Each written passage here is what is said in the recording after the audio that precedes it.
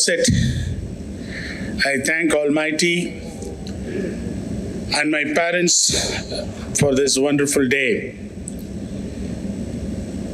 My sincere thanks to Father Arun and our Chief Speaker, Sharmaji, and Father, Dean,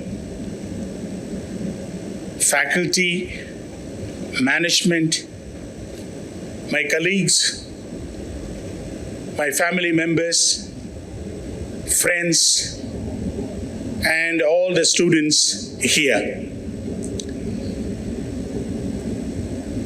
As Father Arun mentioned, of course, we are going through the crisis, which I would call it as supply chain disruptions.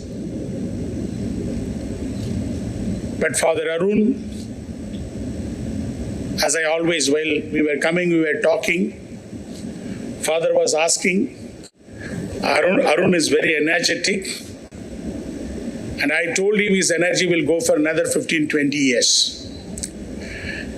He's a very dynamic person. I know the amount of efforts he takes to bring up this institution as one of the best institutions in India, and I'm sure his dream will come true. And students are always fortunate to study in LIBA. Because as I always say, what I am today, it is because of Jesuit priests and Jesuit institutions. And of course, I have become a businessman because of LIBA. If I had not studied LIBA, probably I would have been a professor or a government officer somewhere. It transformed me, thanks to Dr. Bashir, who brought me into shipping. He was here. So it was quite accidental that I got into shipping, and then I started my own organization. And now I ended up with an endowment lecture with the great assistance of Father Arun. I am always thankful to you, Father. Every year, see, I try to, because, in India, I have been pioneer in many of the concepts in logistics. For example, when free trade zone started, warehousing started, nobody was aware what is free trade zone warehousing. I had to take up this concept wherever possible in all the gatherings and meetings and seminars. I was talking about this free trade zone warehousing. Today, after 10 years, it has become one of the most sought after vertical in India. Similarly, even the container freight station concept, air freight concept, and so many other concepts. Likewise, I thought the younger generations will have to understand how important this supply chain, we call it as logistics, the end-to-end solutions, how it makes the difference in everybody's life. That is why we decided to have this, endowment lecture and calling such experts to share their knowledge and wisdom, which they have gone through more than 2 decades. And I am sure Sharmaji will give you a lot of information which will be useful and also fruitful. Dear friends, lucky person is one who finds his opportunity. Brilliant is one who creates his opportunity. Winner is one who wins his opportunity. Today, India stands in a position to have positive an effective global position. And IMF has very clearly indicated India is the growth engine of this globe. In other words, global growth engine. That's why our Prime Minister clearly mentioned in one of his speeches, India is the largest producer of milk today. India is the largest one in medicines and also vaccinations. India is the largest consumer mobile data. India is the second largest manufacturer of mobile. And India has got the largest payment platform, UPI. And above all, India is among 3 places in terms with regard to aviation and also renewable energy. In the last 5 years, I have seen both central government and state government have given so much of importance to logistics. I have seen many new industries are coming into India. You would have seen semiconductors, electronics industry, pharmaceutical industry, renewable industry, and solar and so on. This makes India a very vibrant, competitive, and a resilient business hub, I would say a manufacturing hub. We should all be proud of India, the way in which we are growing. Why? What I have seen, and you're also seeing, is that there has been a consistent effort to have structural reforms. You would have seen tax reforms, regulatory reforms, labor reforms, finance and trade and investment reforms. And these reforms are becoming so good that it makes the ease of doing in India very much.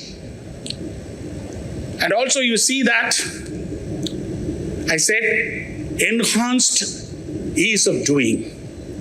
I know so many ministries have been combined to offer a single window clearances. Since I traveled to Delhi for many projects, what I had seen 2-3 decades back, what I'm seeing today, there's a tremendous change. Not only change in the system, also change in the mindset. And I also recently have seen there is innovation and entrepreneurship encouragement. India is the 3rd largest in the world to have maximum startup ecosystems. It is said in India we have 620,000 startups, and every day 136 startups are getting registered. And why we are growing fast, as our Prime Minister has said, we are now in the 4th place in terms of size of the economy in the world. In 2027, we will move into the 3rd place. And he also says 2047, India will become a country because of this innovation, startups, MSMEs, and also other manufacturing industries which are coming into India. So naturally, we also see positive indicators of economy. As I said, you would have read, India has been maintaining 7% GDP growth. And India has the highest domestic demand. And India has invited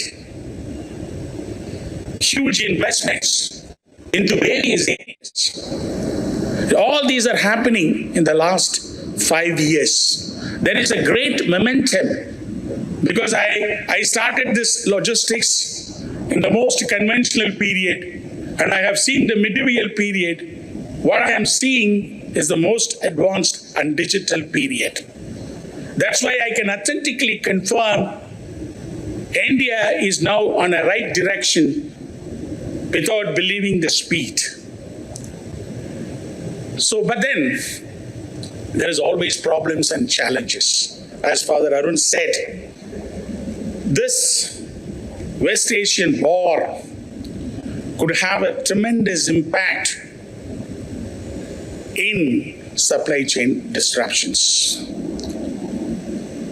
In terms of route disruptions, cost escalations, and of course, it could create a lot of other challenges for us. I was reading one small sharing today, how people are sensitive about it, we have to check. There was a farmer and he was living very happily. There was in that house, there was a rat, also a hen, and of course a goat. They were all there. And the rat was all the time giving trouble. And farmer and his wife decided that we have to get the rat catcher to kill this rat. And they bought one and they kept it. Suddenly one night, there was a big noise, and farmer's wife came out and saw, instead of rat, a snake was caught inside. So while she was trying to remove the snake, she was bitten.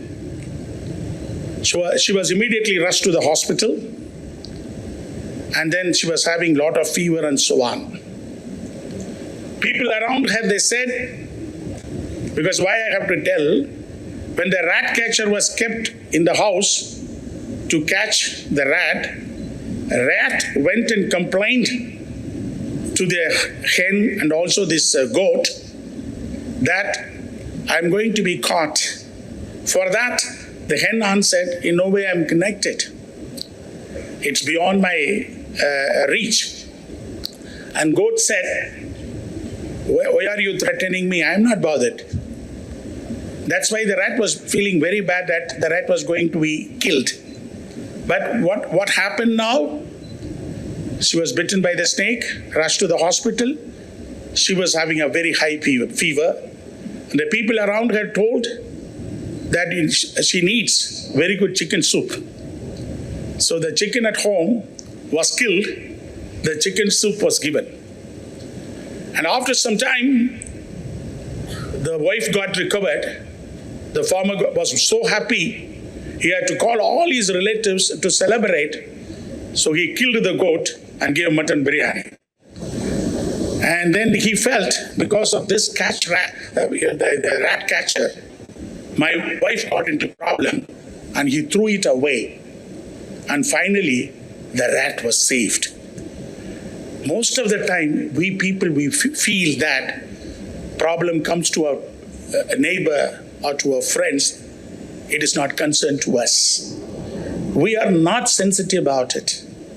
And when rat complained, if all of them, they have taken a decision that we will stand by and we will ensure the safety of the rat, all of them would have been saved. This is what's happening now when I said there is an overall disturbance in the global economy. As Indians, now we need to be very sensitive, and also we need to become more flexible and anticipating so many other aspects and results in the near future. Dear friends, that's why I say that I always think the power of love should be greater in the world than love of power. Then we could see the peace. And what is today, and you may not be knowing, Since I am in logistics, I could see there are 45,000 ships are held up in the Straits of Hormuz. I am not threatening, but things have to be sorted out at the earliest opportunity, because today everybody has started realizing how important this supply chain. Everywhere there is a problem, and then now supply chain will have to come in to ensure that how well the entire supplies could be maintained. That is why I say that the solutions to this is multi-modal transportation. This is where I come in, how supply chain and logistics have become so important in current scenario, maybe in the future. That is why government is trying to encourage. I'm so happy that the logistics costs have been brought down below 10, which was around 13%. And it is going to help everyone in the future. So this multi-modal transportation is nothing but comprehensive logistics solutions. We are all thinking that logistics is something related to transport, something related to warehouse. It's not like that. It is encompassing the railways, roads, ocean, aviation, warehousing. That's where we thought that we should start working out on this logistics as an independent university. Thanks to Father Joe Arun, a few years back when we suggested, then we have to have the diploma course because nobody is knowing about it. Some universities, some colleges are teaching diplomas. But today logistics has got a different meaning, different areas of applications. Including you have AI, robotics, and also technology advancement. So naturally, when we discussed, we bring in the diploma course in LIBA. Accordingly, the course is going really well. We are trying, myself and Rajan, Babu, we are trying to work out how well this could be trimmed. So in the last 4 or 5 years with the team, with my guidance, they are all working on how comprehensively this logistics concepts can be put together for the understanding of the students. Because they say in another 5 years' time, we require almost 10 million jobs in this area. So naturally, we need to produce more and more skilled logisticians in this country, for which we need a structured syllabus and also a curriculum. In this connection only, Mr. Rajan Babu and his team, with my guidance, they have worked on these books. We have just started. Another 6 to 8 books are in the pipeline. I have given them very clear idea. That is, with all my experience, this industry can offer more than 8 jobs. And all the jobs are very lucrative. And these jobs have to be supported by minimum 16 subjects, for which we need to write books and make it more. There are some articles and so on, and in a small way some books. But that is not the way. What I thought way forward, we need the structured way of teaching, for which we need books. So accordingly, we have done these 2 books. And so when you have a job in transportation, when you say transportation today changed, we have refrigerated transportation, we have a heavy lift transportations. As there are different types of transportations. When you talk about warehousing, it is not a glorified warehousing. Today we talk about warehousing with the WMS, warehousing with the distribution. They talk about procurement centers. They talk about free trade zone centers and so on with the SEZ facilities. It was not there before. So we cannot talk only about warehousing. Same way customs, procedures, regulatory matters have completely changed. And they are all digitalized. So it has to be taught in a different passion. And then now you have e-commerce, you all know about it. Then the infrastructures, container freight stations and other infrastructural divisions which are developing within logistics. So my vision is this course has to be designed according to the jobs which are there in the market. Thereby, This has to be designed in such a manner we have 50% of theoretical orientation and 50% of practical orientation. And when the students finish this course, they have to be directly employed. Today we are employing, even now they have recruited some 7 or 8 MBA students. My HR department, they have employed. Every year we are employing. But then when they tell me, when they interview, they are not, as father said, not much knowing about the logistics and so on. Then again, we have to put in each and every, there are 8 verticals, including project impulse, which is becoming huge. So all these verticals, we have to put them and train them. It takes almost 1.5 to 2 years to make them to understand or to give them a comprehensive understanding of logistics. This is where now we are working out with LIBA. In future, we have to come out with the logistics independent university, which has to offer a very solid, this bachelor's course and also MBA course based on the jobs available in the market. And my idea is also to combine humanities with this. When I say humanities, a logistician has to be a marketing person. A logistician has to be a HR person. A logistician has to be a finance person, accounts person, and logistician has to be a statistician. There are so many things are there. So we need a marketing person who understands the logistics, because when I go for a big RFQ, I need a finance guy who has studied logistics with finance, so that is, because today RFQ running into pages, that itself is a separate research. Because we are competing with a lot of huge international companies. So comprehensiveness is required. So naturally, we need to teach the finance in a detailed way. So when you talk about this holistic view of logistics, then today, logistics has taught as an independent subject, as a warehousing or, CHA activities and so on. I need to combine the humanities to make it human. This is what my vision is, which I have been talking in some of the forums. Where it is not there, then only it will become a realistic kind of a graduation course. Then these students are definitely, it's a global employment. These books will go globally.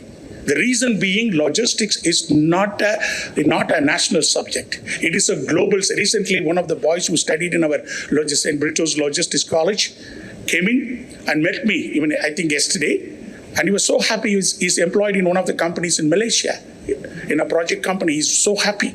So this course, for me, has to offer global employment placement. This will definitely happen in a couple of years. And so we have taken the initiative, and thanks Mr. Rajan Babu once again for all your efforts, and you have taken our guidance, and I have given him another so I made him to work on. Dr. Bhaskaran is here with his experience, and other people are here, and I also have practical people to give inputs, and so another 7-8 books have to be written to bring it into a kind of an idea where we want to go in for the future to create very effective logisticians for this country.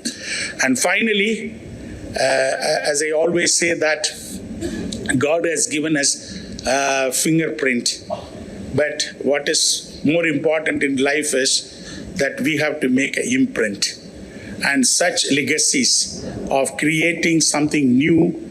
And as I have been doing for the 4 decades, I'm more than 4 to 5 important concepts which I was able to offer based on my creative thinking and based on the international working, my experience. I said, this is how this country has to go forward in order to be competitive. If you want to serve multinational manufacturing companies in India, the logisticians have to be fully equipped in order to ensure that these companies are given proper supply chain services. Please live your life as if you were to die tomorrow. Learn as if you were to live forever. Life is learning, and I continue to learn in logistics. There are so many things are coming up in this field. Thankful to the government, that they are encouraging with so many schemes. For first ever time, they have brought in logistics policies and so many warehousing policies. This I had not seen 5 years back.